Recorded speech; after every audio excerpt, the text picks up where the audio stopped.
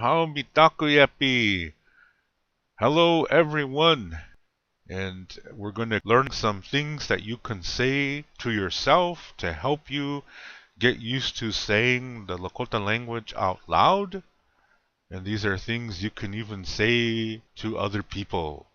So let's take a look at these expressions you can see on the screen. These have to do with at the end of the day when you're tired and you're getting sleepy and you're going to go to bed and so forth.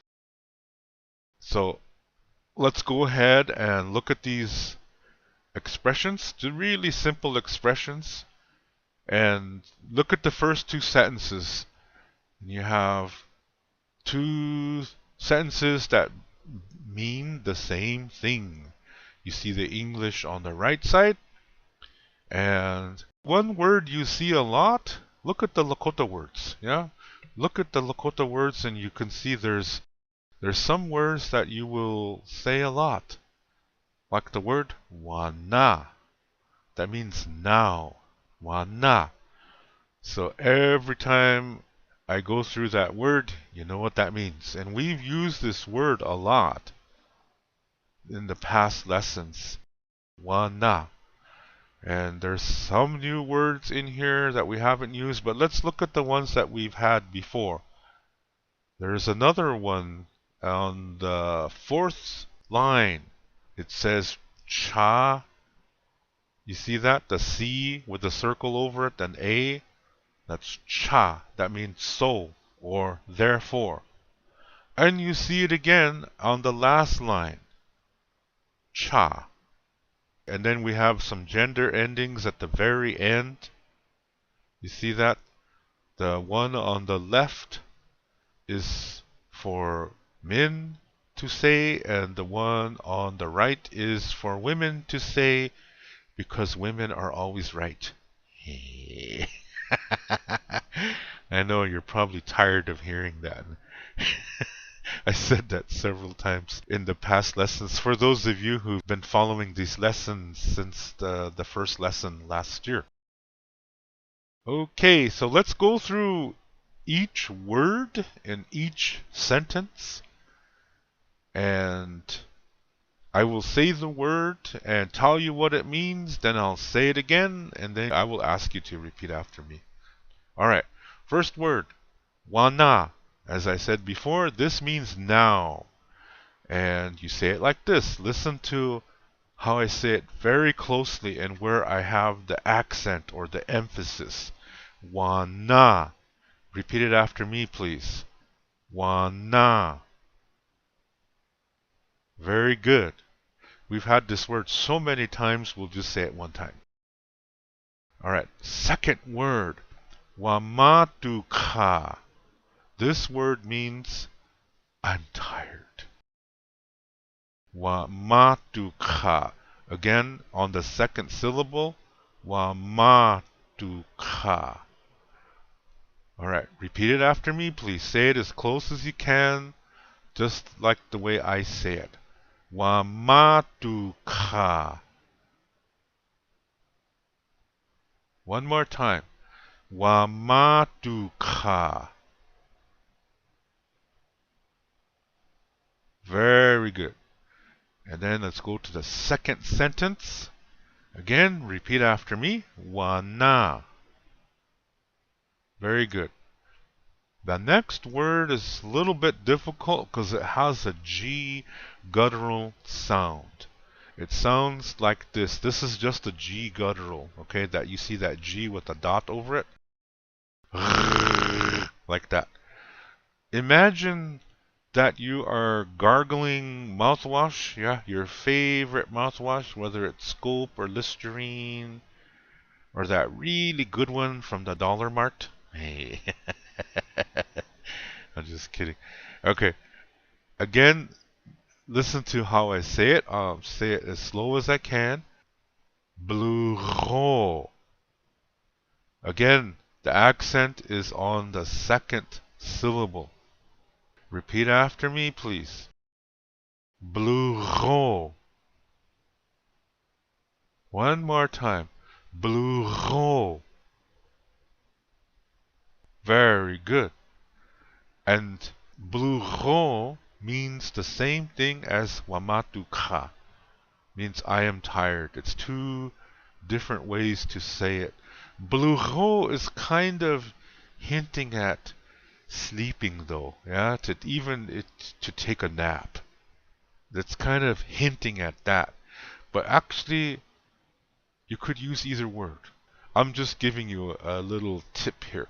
That bluho is more hinting at least taking a nap. So that leads us to the next sentence. Wana. Repeat after me, please. Wana. Very good. And now the next one. Again, we have another guttural. Yeah, gee, 3 words with gutturals here. But this one is easier to say, the H guttural. It's like when you're getting ready to spit, when you do that, you know, that part. But you don't finish the sound, you just say the that's all. That's the guttural H.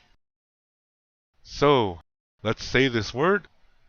The accent is going to be on the second syllable. Now I'll say this word, mahwa. This means I am sleepy. Repeat after me, please. Mahwa. One more time. Mahwa. Very good. Okay, we're still in the same sentence, just going down a line. And the word that we should already know, cha. That means so, or therefore. Repeat after me, please. Cha. Very good. Okay, now the next word. Imunkinkte. This means I will lay down. This is a future tense word. How can you tell? Look at the end of the word. When you see a kte, this is future tense. KT with a line over it and the E. When you see those 3 letters at the end of the word, that's indicating this is future tense. Also, please notice that in the word imunkinkte, again, the accent is on the second syllable. Imunkinkte. The emphasis is on the second syllable. Imunkinkte. So, I will say the word again. Imunkinkte. Repeat after me, please. Imunkinkte.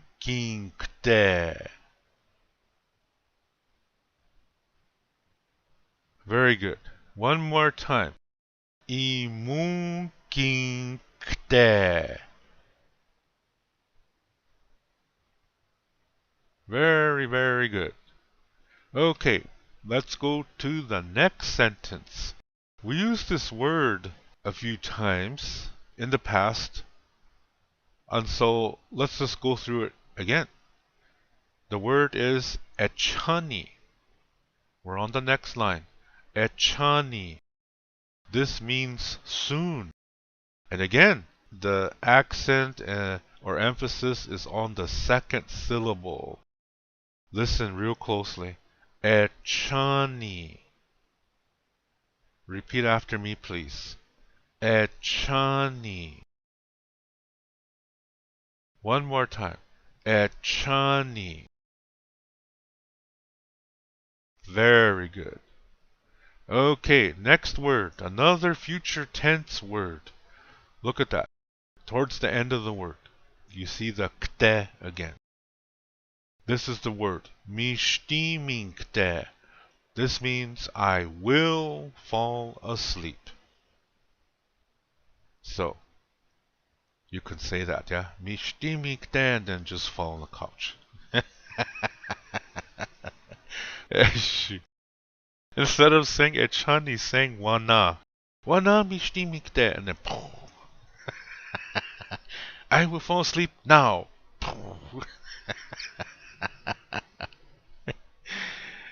Okay, let's say this word. Mishtimingte. Again, the accent or emphasis is on the second syllable. Repeat after me, please. Mishtimingte. One more time. Mishtimingte. Very good. Next word we already had. Cha. Repeat after me, please. Cha. We'll just say that one time. And the next word, Mayaluchiche. Notice the accent is on the second syllable. Listen very carefully to the way I say it. Mayaluchiche. One more time, just listen. You don't have to repeat after me yet. Mayaluchiche. You see where I have the guttural H, the dot over the H, and the chi? You notice I come up a little bit in volume, but not like in the second syllable. Listen one more time. Mayaluchiche. This means you wake me up. Mayaluchiche. Okay, let's try to say this word. Repeat after me, please. Mayaluchiche. One more time. Mayaluchiche. Very good. Next word, shni. This means not. When you have this word shni after a word or after a sentence, it makes that sentence or word the opposite. So what we had just before that was mayaluchiche, which means you wake me up. But if there's a shni after that word, then it means you do not wake me up. Don't wake me up, is what it's saying. So really these two words would be said together. Mayaluchiche and shni would be said like it's one word. It would be spoken like it's one word. But let's just say the shni. Okay, repeat after me, please. Shni. One more time. Shni. And there is no A or E sound between that S and N. So don't be saying shani or shini. There's no letter there. It's shni. Make that sh run into the n sound. So shni. Try to say it fast. Shni. Okay, very good. And then we have the gender endings. The yo is for the men and ye is for the women. This gender ending is really making a point. Yeah, it's like, do not wake me up. You really want to sleep. So you're really saying this with emphasis. You're putting emotion into it. Or even you can say it tired too. But the thing is, you mean it. Do not wake me up. So you will use a gender ending for this sentence. So now we've gone through each word. I've defined it for you. And now let's learn each little expression. I will say the sentence and then repeat after me. These are all short sentences, so let's do them 2 times. Remember, this is not a dialogue, so we won't be saying person 1, person 2.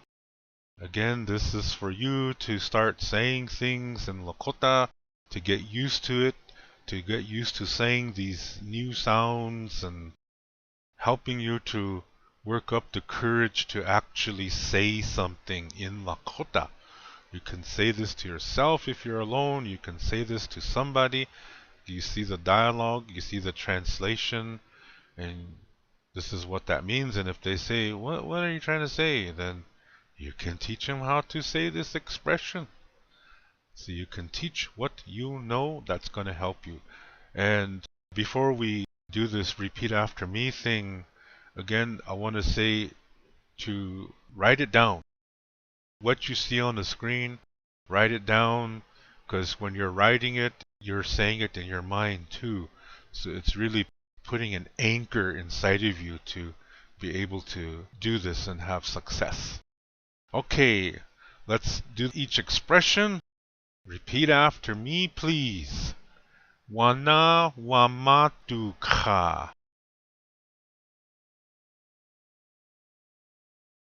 One more time. Wana wamatuka.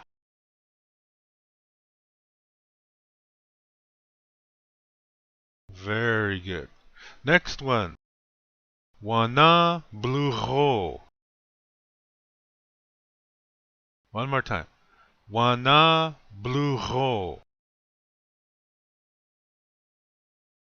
Very good.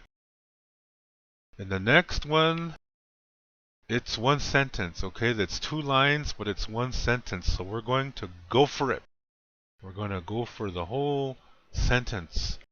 Repeat after me, please. Wana mahwa cha imu kinkte.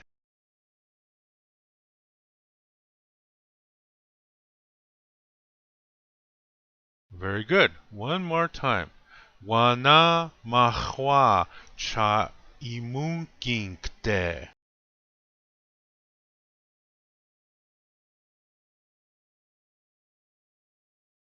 Very good. And now for the last sentence. In this last sentence, remember to say yo if you're a man and to say yeah if you are a woman. And again, let's go for it. Please repeat after me. Echani mishtiminkte cha mayaluch icheshniyo.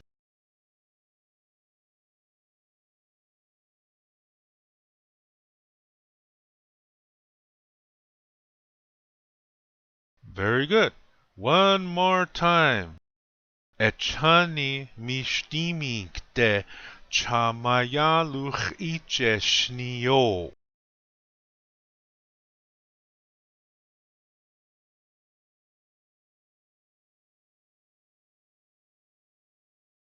Very, very good. Okay, now we've done all these things and some more expressions you can use.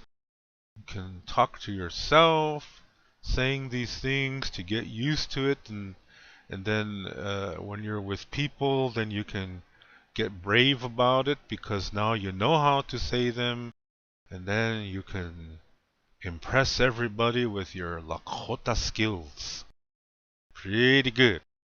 Okay, and again, I can't help but saying this yet one more time, that please listen to this video as many times as you want and practice, practice, practice. And the other thing, write down the sentences and write them down and take time to do that.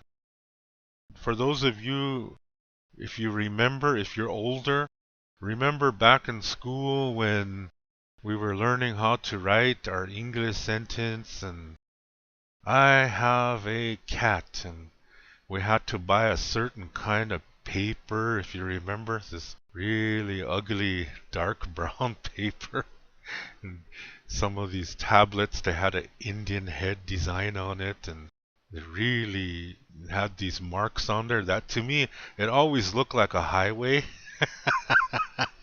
So when I looked at this paper, I always try to draw cars and stuff on there and get in trouble. You're supposed to write the letters and stuff on there. I know it was very difficult, and teachers got mad at us when we didn't do it, or we didn't do it right, and we had to write things down a certain way and everything like that. But you know what? It worked. Because of those experiences, we know how to write. We still all started in the same way in learning how to write these things. It does work.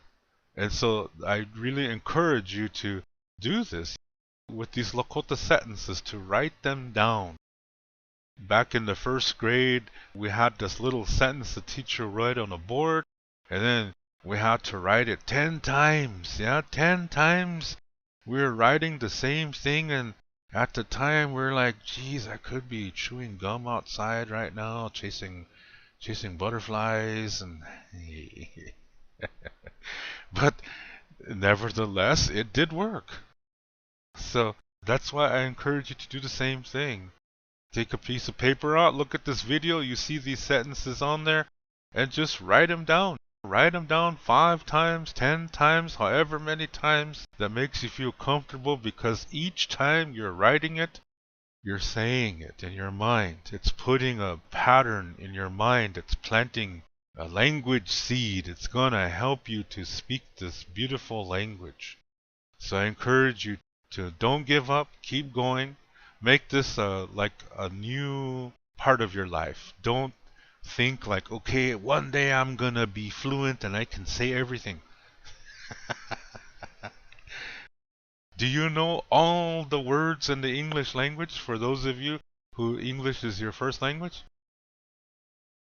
When I see a dictionary, the newest dictionary, Webster's so-and-so current edition dictionary, maybe it says there's 40 billion words in there. Do I know all four? I don't think it's that many words, but do I know all those words? It's not about how much you know, it's doing it. Just take these expressions. It's a place to start. I invite you to come visit my website at wolakota7.com.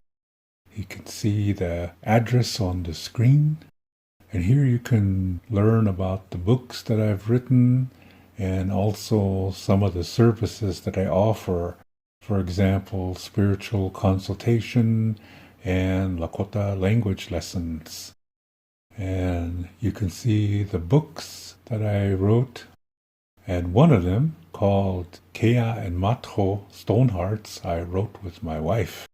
And if you would like to order these books or order any of my services, you can see all the information on the screen. And for more questions, please write to me at the email address that you see at the bottom right of the screen. I'd like to thank you all for watching my Lakota Language YouTube channel. And I hope you're getting information that can help you in learning the language. And the best way to learn Lakota language is to also learn the culture of the language, because a lot of the language rules are based on cultural and spiritual concepts. And if you don't know, I do have another YouTube channel that is based more on the Lakota spirituality and Lakota culture. And I'm going to put a link to that channel in the video description.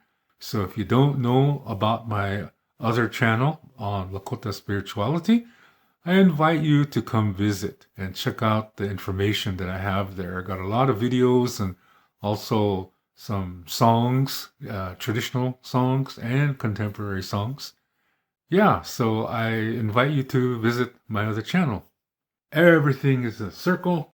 There is no end. So that's why we say until next time, which in Lakota is Doksha Ake. And with that, I will catch you in the next video.